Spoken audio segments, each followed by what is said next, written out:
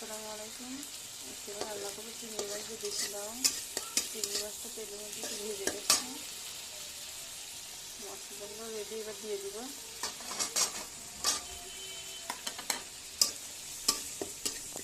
মশলাটা আমার ভালোভাবে কষানো শেষ। এবার লাউটা দিয়ে দিব।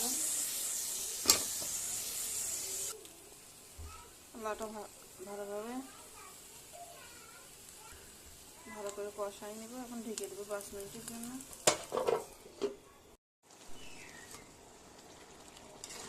লাউটা ভালোভাবে কষিয়ে নিয়েছি,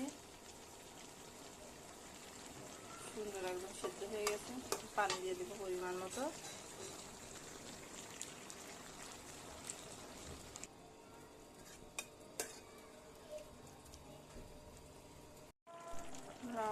আর রান্না আমার পুরোটাই কমপ্লিট হয়ে গেছে। রান্না করতে খুব একটা সময় লাগে না, কারণ এটা একদম জালি লাউ। আমার রান্নাটা আপনাদের ভালো লাগলে লাইক, কমেন্ট, শেয়ার, সাবস্ক্রাইব করবেন। চ্যানেলটির সঙ্গে থাকবেন। আল্লাহ হাফেজ।